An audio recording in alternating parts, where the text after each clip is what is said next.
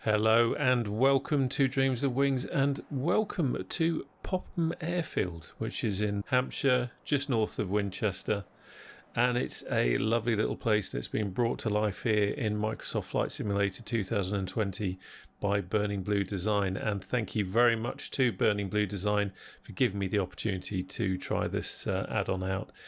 I've never flown out of Popham, but I've driven past it many a time. I had another version of it in P3D, and it's just a lovely little atmospheric grass strip airfield. It's exactly the kind of airfield that I love to fly out of. Not a massive fan of the big airports. Give me a grass strip and an atmospheric place like this, and I'm very happy. And I would say they've probably done it justice. It'd be interesting, anyone who's actually flown into or out of Popham or knows Popham, to see what they think. But to me, it is very atmospheric. It has a great feel to it. As always with Burning Blue Design, and I mean this, they have great attention to detail and they just manage to capture the essence of a place, really. So Popham really came about in the early 1970s. The land alongside the A303 was purchased by Jim Espin, who was a member of the Hampshire Strut of the Popular Flying Association. And with the aid of other members, they cleared the land, they levelled it, and they turned it into an airstrip. And then in 1978, the airfield was purchased by Charles Church, who was an avid collector of Spitfires, and the second runway was added. So today Popham welcomes over 10,000 visitors annually. It's famous for hosting many events over the year, including the Microlight Trade Fair in May, the annual Motorcycle Mega Meet, Classic Car Show, and Vintage Aircraft Flying in August, and the New Year's Day Fly-In.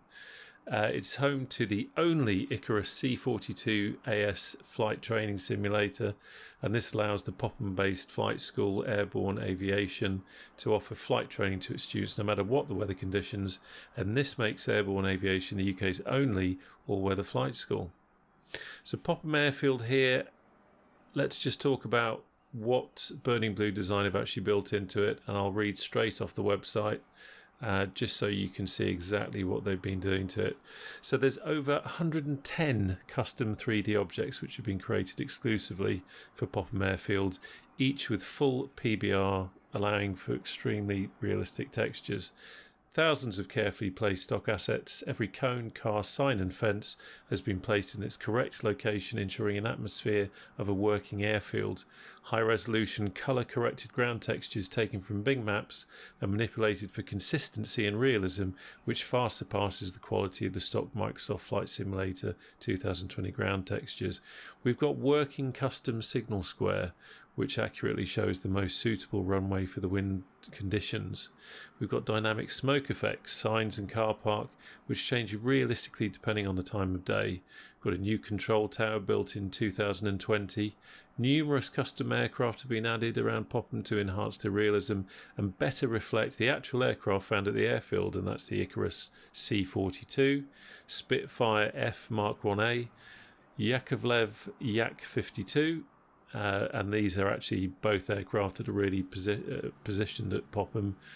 The Yak-12, de Havilland Chipmunk. Correct AI pattern procedure and accurate taxiway and runway placement have been incorporated into the airfield. And also we've got some key navigational landmarks.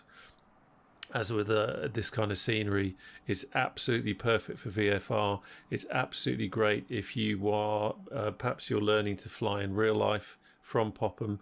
So these navigational landmarks are only going to help you. And for that, we've got White Arrow, which is used by pilots to line up on the offset approach to 2.6. Water Tower, the grain silos at Micheldever, polytunnels marking the downwind leg of the 0826 circuit, BP and SO fuel stations, Starbucks A303 North and South, Popham MX Track, Test Valley Golf Course. And in honour of the car and motorcycle events hosted at Popham, the car park includes a 1946 Vespa scooter, a 1955 Volkswagen Transporter T1, 1963 Austin Mini, 1970 Porsche 911, 1990 Mazda MX-5 Mark 1, and a 2017 Yamaha YZF R3.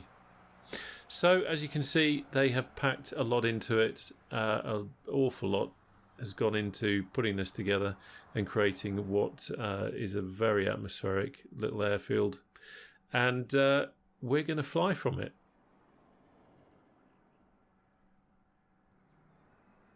So here we are with, which is one of my favourite kind of default aircraft in Microsoft Flight Simulator 2020.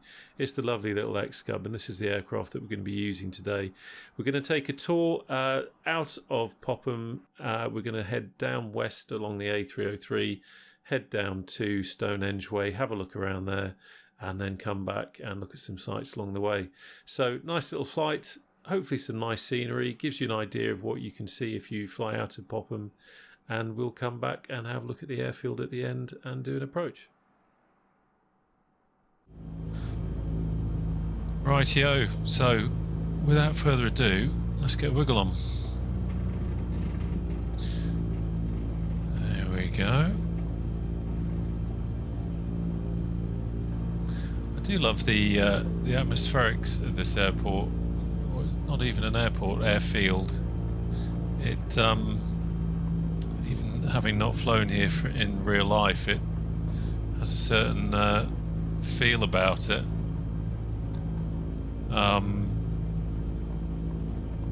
It's the kind of aviation I absolutely love, so this is really right up my street. Now that we've got White Waltham as well, which is another fabulous grass strip airfield. And of course, from Burning Blue, we've got Headcorn as well, which is always good. Let's just do a little bit of S-turning here. We're not on a spit. There's a spit, but it just helps with that rather long nose. So yeah, these are all cracking little places to fly this kind of aircraft out of. That's for sure. I don't think I've got any AI set up, so I'm not too worried about that. But this, it's interesting. I think this sim lends itself very much to this kind of airfield, because the graphics in this are just so good that when you've got an aircraft like this and an airfield like this, you know, the two just seem to go together really well. And I think, you know, you can just the detail of the scenery, the grass there, that kind of thing really comes across well, and makes a piece of scenery like this shine, I think. Anyway, shall I stop waffling and we will take off.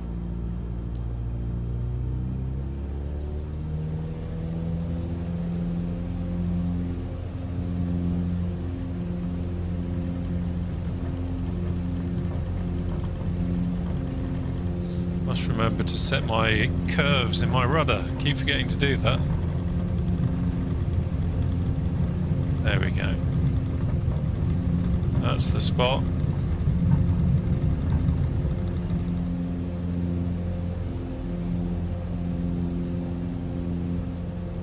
So we'll just get a little bit of height and then we'll come round.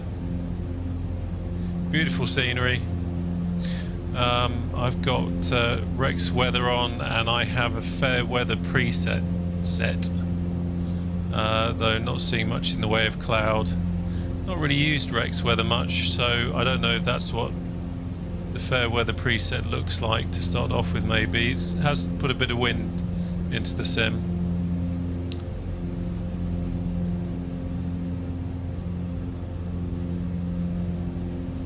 Let's have a quick look. And there it is. Yeah, I have to say I really like it. I love the feel of it.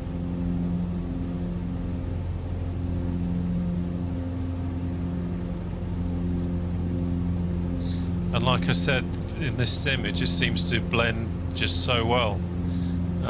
You know, the traffic on the road, the scenery around here, it's just incredibly realistic. Right, let's head on course towards Andover.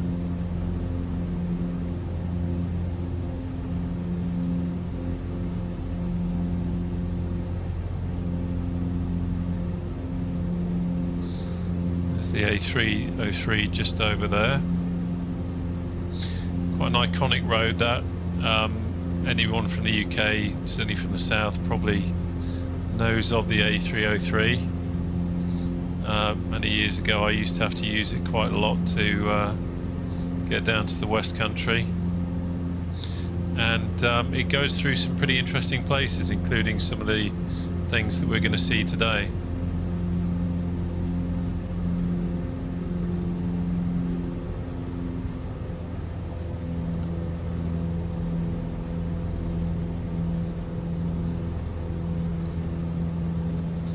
There's no doubt about it.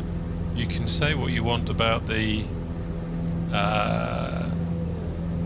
accuracy, fidelity, whatever you want to call it, of the default aircraft. The scenery in this simulator is just gobsmackingly good and incredibly immersive. Now, if you fly airliners up at 36,000 feet, that might not be so important to you. Apart from this kind of, landing and taking off phase. But for doing this kind of stuff, this is just a godsend, it really is. And such a leap forward, which if you probably already know, you don't need me to tell you that. But what's really exciting is that we're starting to see the good quality, realistic study level aircraft coming through. He says flying the default Cub. Well, I fly this because it's great for doing this kind of sightseeing. It's got this high wing so we can have a look down and see what's going on, and it's just got bags of character. I've used the Optica for doing some sightseeing, but for this one I just fancied bringing the X-Cub out. It's just a lovely little aircraft. If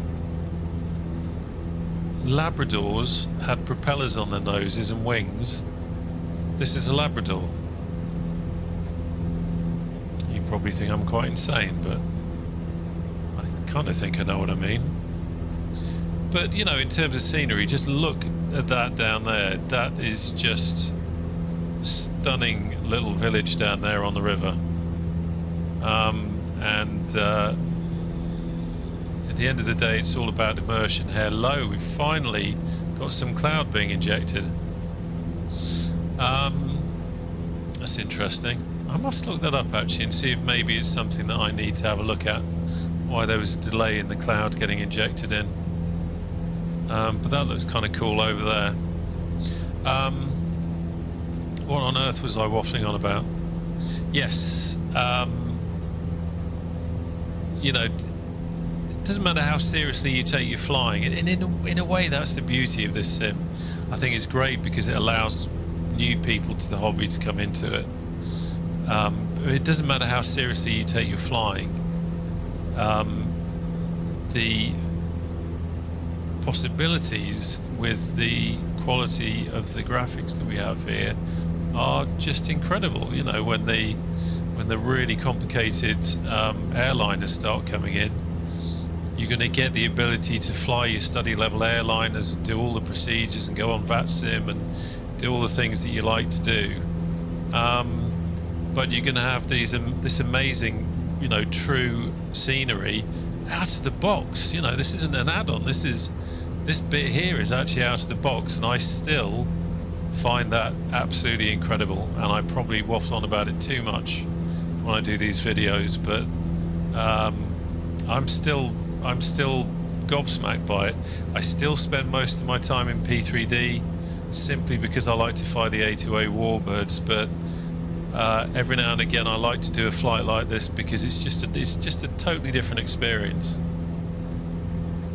This is Andover. I mean, the detail on this town, the buildings,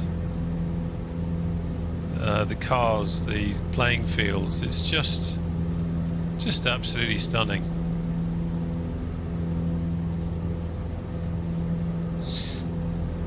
So the first thing we're going to do is go take a look at Thruxton, which is a British racing track, and actually it's got the name apparently of being the fastest circuit in the UK, and as a result it's kind of like a real driver's circuit, very popular.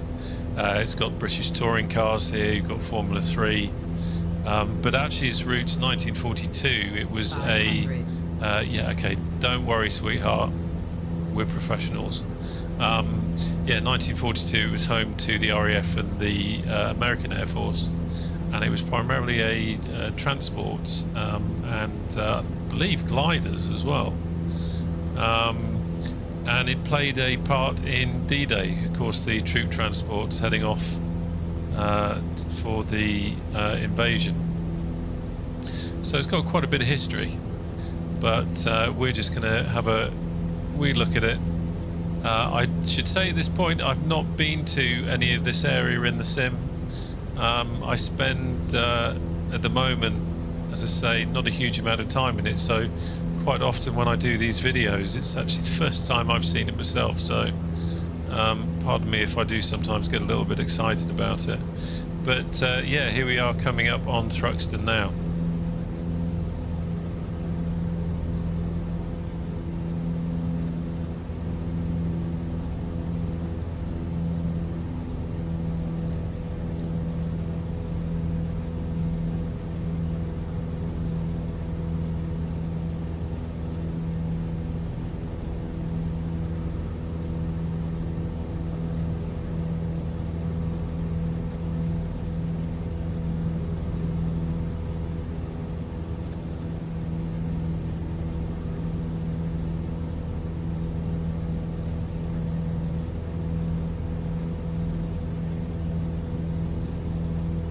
It's actually a cool little airfield, that.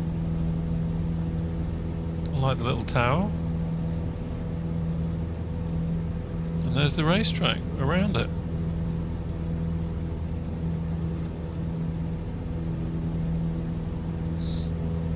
That's when you do get that. It's a bit like Goodwood, isn't it? Where you've got an old RAF base. RAF West Hampton as it was then, and they convert the perimeter track into a race course. See, this is one of the things, I mean this is probably very boring now, but this is one of the things that I find fascinating about this sim, because you're flying over the real world. You suddenly see things like that, which is, I can only imagine must be a hotel with loads of parasols in the garden, maybe. Or just someone who has a big house and a lot of friends.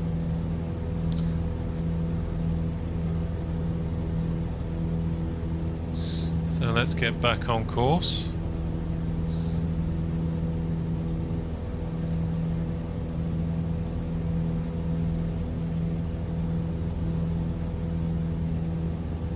So over there is the runway at Boscombe Down, which is going to be one of our destinations, but we're not going to go there just yet.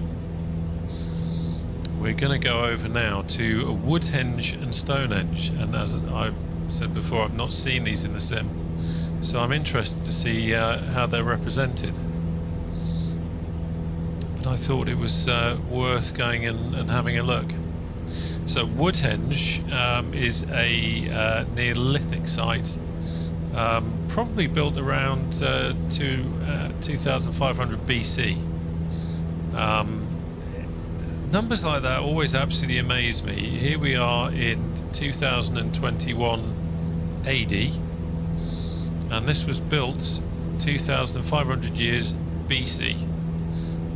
So we are closer to the date that they say is the birth of Christ than Woodhenge was, which is just kind of mind-blowing really, and just shows how long we've been around, and how you know, a lifetime, a human lifetime is but a tiny speck on the sort of complete canvas of human existence. God blimey, I need to shut up. I'm starting to sound a bit deep here. Or a bit stupid, but anyway, so yeah, built 2500 BC, and it was actually discovered in 1925 in a field of wheat, when they could see these kind of dark circles in the field of wheat. And what they've done now is they use concrete markers to actually show where the wooden posts are. So that's where we're going first. If I can find it, I'm not sure how visible it will be in the sim. I doubt it's actually featured, but we'll take a look and we'll see what we can find. And also then we're going to look at Stonehenge, which of course, whenever I say the word Stonehenge, I can't help but think of Spinal Tap. And if you've seen that film, you know what I'm talking about. But the first part of that was built around 5,000 years ago, with the stone circle added around 2500 BC. But in the immediate area, there are about 4 or 5 pits, some of which look like they held big pine posts, a bit like totem poles. And they were erected 7,000 to 8,000 years ago. 7,000 to 8,000 years ago. And you saw that during this time, most of southern England was actually largely covered by woodland. So these chalk downland areas were probably mostly open, and they think possibly that's why you get so many of these different features. But absolutely incredible, and really I should stop waffling and start looking out for Woodhenge. If anybody has been to Woodhenge and knows where it is from the air, please now shout out, because I am pretty sure it's in this area, but nothing is jumping out, unless that's it. I know it's the field that it's in, it's kind of squared off a bit. That might be it down there. Let's just loop around a second. I'm trying to be high enough that it's easy to spot, but not too high that we don't completely lose it. There's Stonehenge.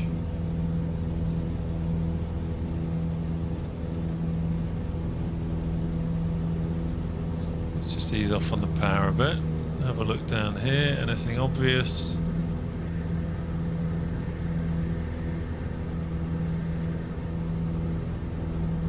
Okay, let's employ little nav map and see if that's going to give us a bit more information.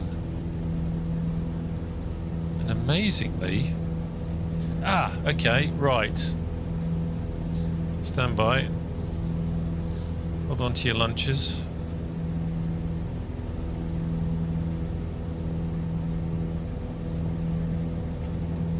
It's a wonderful thing, little nav map. If you haven't got it, it's free.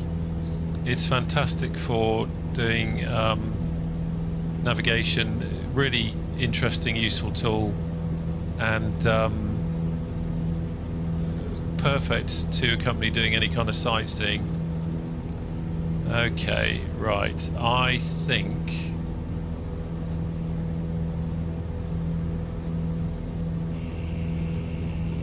after all that, that's it. What we're looking at down there is it. Oh yeah. I don't know if you can see that, but you can just see the posts. You can see the sort of baked in image of the posts. So that is Woodhenge, and now we're going to go to Stonehenge. And at this point, I would love to put the Spinal Tap track on, but I'd probably get some kind of copyright strike.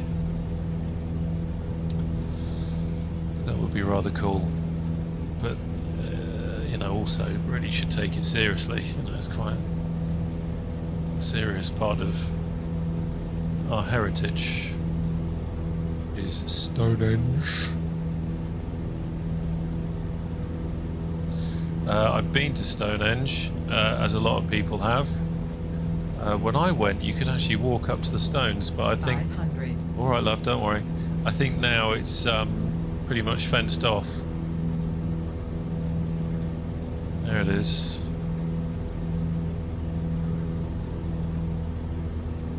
Really is quite incredible. when you think that some of these stones came from Wales, South Wales, and were brought here, you know, way before we had carts and that sort of thing. Well, I say, like I know what I'm talking about. I don't know, maybe we did have carts, but I think it is quite incredible, really.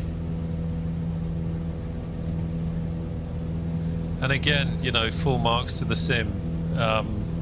This is obviously they've added the stones into it as part of the, I guess, the England update, but the area around it is spot on. It's not blurry, it's nice and sharp, very atmospheric. This is just another example of why this sim is just so damn good. So there you go. Right, so next stop, we're going to go to Boscombe Down.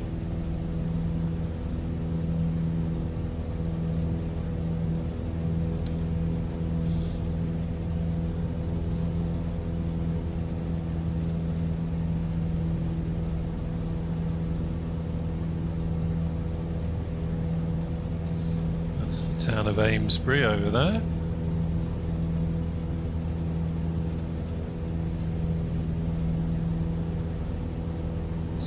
So I do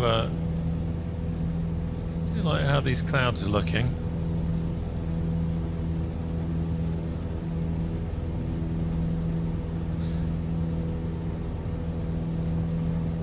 So Boscombe Down actually started as a training airfield in World War I, and then into war it was a bomber station with the Vickers Virginia and Honey Page Hayford.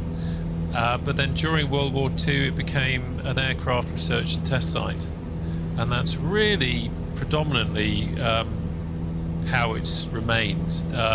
There are some other units and organisations there now. I know that there's a military medicine unit here. There's also a unit that's involved in the recovery of crash sites. There is also some university air squadrons that operate out of here, but predominantly this is where a lot of the aircraft R&D and testing goes on. And yeah, I don't think I've ever actually knowingly flown over this. Were we to be doing this in real life, I think by now we'd probably have a couple of Typhoons off each wing. They wouldn't be very happy. But interesting to see how it looks in the sim. Because again, one of the beauties of this scenery is that we've got the kind of photo scenery that's part of the sim, but we have got the generic buildings on, so we're not really seeing any RAF hangars, which you'd probably see in P3D with the Orbeck scenery, I'm sure. But still, it ain't bad.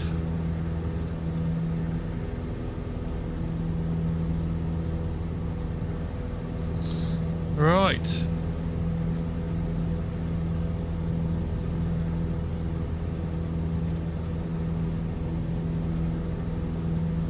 That scenery is just beautiful. It really is, and it's just so realistic. You know, that is what this country looks like at this time of year.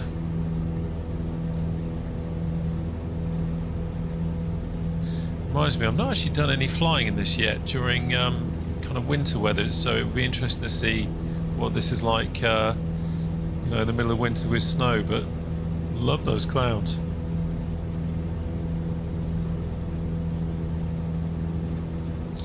I did some VR in this the other day. I've got a new graphics card upgraded to a 3080 Ti. I did some VR and flew in an area like this now. It was kind of evening, so it was wasn't quite sunset, but you know, you had that lovely kind of evening sunshine, and flew from an area like this which was free of cloud under a cloud, and the lighting effect was quite incredible, to the point where almost I felt a little bit chilly, you know, because my eyes were telling me that you've gone into a cold, dark area. But the lighting there is fantastic. You know, if you look under that cloud, you haven't got that very defined shadow. You've just got that nicely easing from light into dark going on. Absolutely beautiful, really is. I'm going to say it, I say it in every video, I cannot wait to fly the A2A Spitfire in this simulator, if they bring it out. I wouldn't probably need anything else. I could just fly that Spit in this sim and die a happy man. So we are now coming up on Middle Wallop. Now Middle Wallop is on my kind of tick list of places I should go to, and I really should go to, because it's not a million miles from where I live really. It's where it's called the Army Aviation Centre, Middle Wallop, and it's where the Army Air Corps is I guess based, or a large part of it. There's also the Army Aviation Museum here as well, and back in the Second World War it was a Hurricane Spitfire. I want to say there were Blenheims here as well, but it was so it's got tons of history. But right now you would have you know, you'd have Apaches flying out of here. So again, interested to see what this actually looks like from the air. Having driven past it many a time, but having not actually gone into the museum, which is almost criminal. So I recognise that block there, that kind of red brick block. I want to say that's I think that's the museum. Might be wrong, but I think that's the museum. And then there are some static displays here, but can't really make them out. Oh yeah, there they are.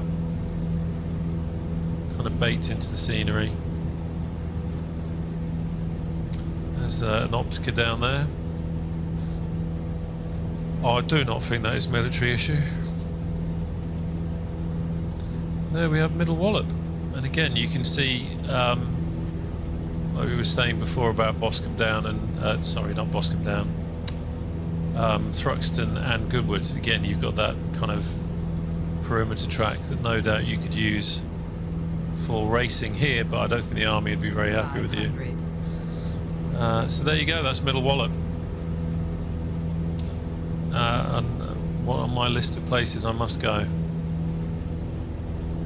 They did have, and they're probably still up somewhere, a chap called Paul Beaver, who you've probably heard of, who's a historian and a bit of a Spitfire expert.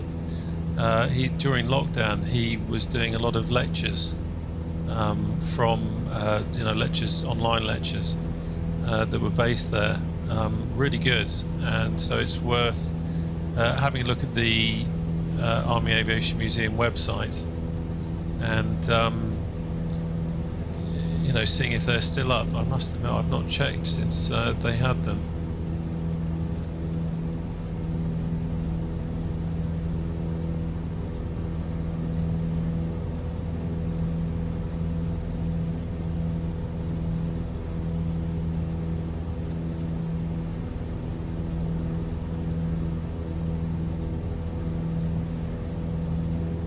Just looking at that light over there, absolutely incredible. How we are now under the cloud in this gloom, but you can see the sun shining where the cloud hasn't got coverage. Absolutely stunning.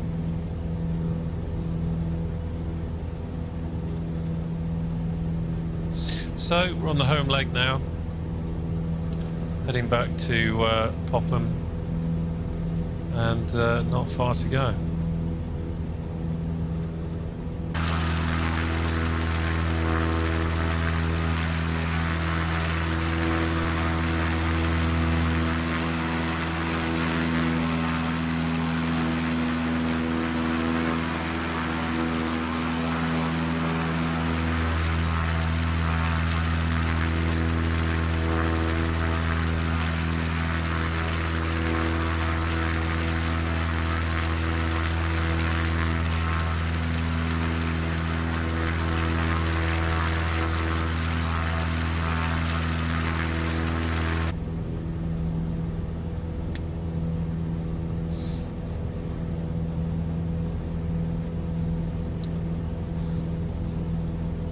And yes, I did just put my strobe lights on because I forgot to put them on when we got on the runway.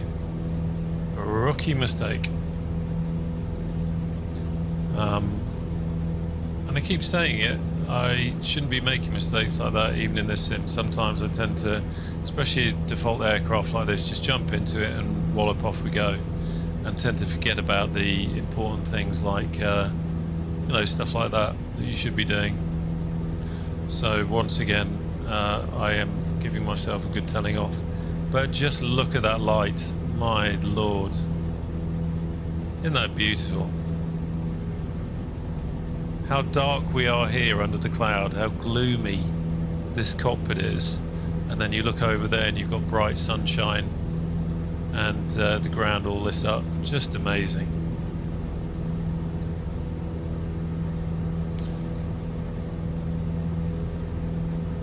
So there we have Popham right on the nose. So we could do a straight in, but we won't do that. We'll do a quick circle around the top, just so we can have one last look at it, and then we will do a nice little approach.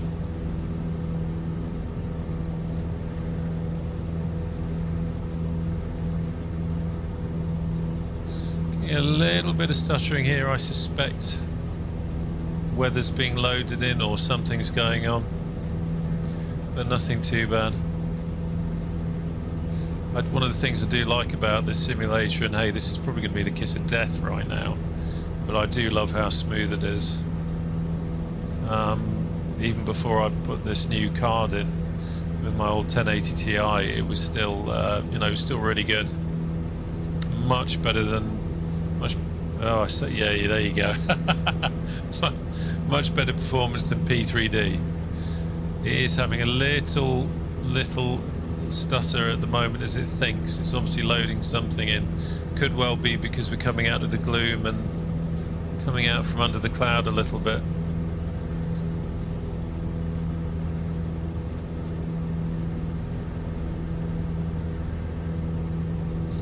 So let's just ease back on the power.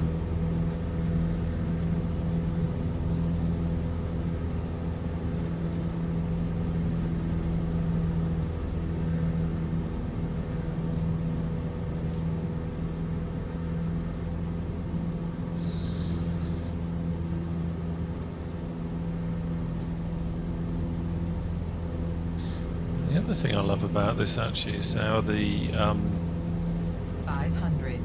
You get the undulations in the runway. You can kind of see it from here, but there's something quite realistic and nice about having, especially on a grass runway that isn't pancake flat. You know, it's quite realistic. Gives you much better feel of how different a grass runway is to a tarmac one. Hello, Popham.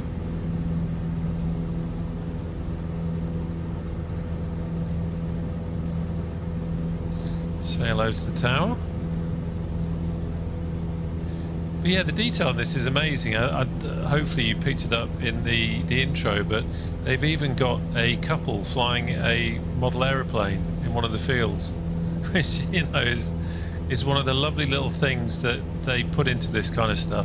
And yeah, I know you know, there'll be people that say that while I'm flying, I'm not walking around the fields looking at people flying model aeroplanes, but personally I love that kind of stuff. If you're flying an aeroplane like this, if you're flying rotary, if you're flying a helicopter, anything low and slow, it's things like that that add detail, add character, add realism to a piece of scenery.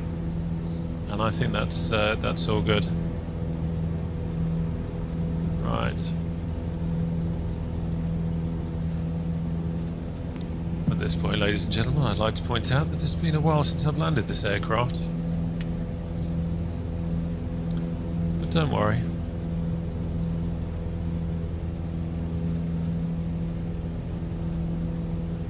The only thing with a high wing aircraft is that when you're doing a manoeuvre like that, you can't actually see the ground very well.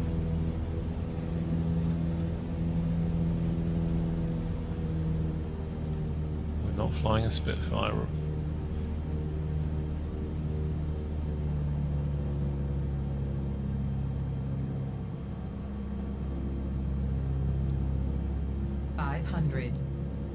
Let's get some trim.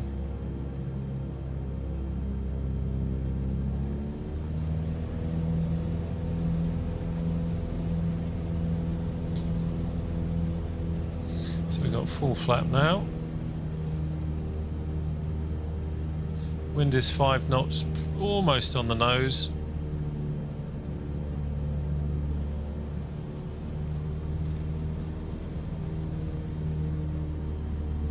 See, this is a really interesting airfield to land on with the undulations and all that.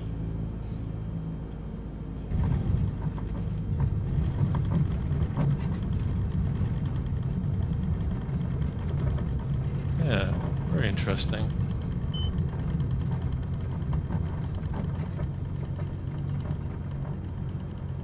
There you go. Oh, that's handy. See if we can just weak it off here.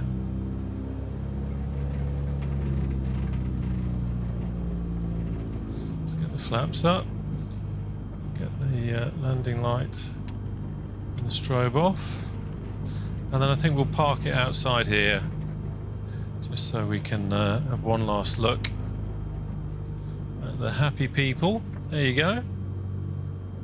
Now, she was over with the fella flying the model aeroplane, so obviously she's had enough of that and she's come to watch the other aircraft. But there you go. So that is Popham by Burning Blue Design. Beautiful piece of work, guys. Thanks again for giving me the opportunity to give it a try. And we are building a very, very nice collection of airfields like this in this sim. And it's just only going to get better. So thank you for watching. And see you again on the channel soon. Take care now. Bye bye.